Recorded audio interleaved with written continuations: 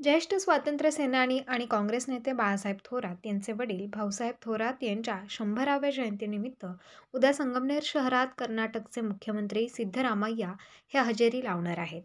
भाऊसाहेब थोरात यांची ही जन्मशताब्दी जयंती असल्याने विविध कार्यक्रमांचे आयोजन करण्यात आले आहे.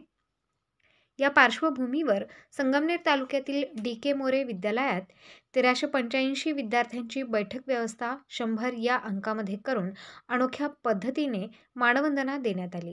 क्रीडा शिक्षक बाळासाहेब कांडेकर व कला शिक्षक सत्यानंद कसाब यांच्या संकल्पनेतून ही अनोखी मानवंदना साकारण्यात आली आहे.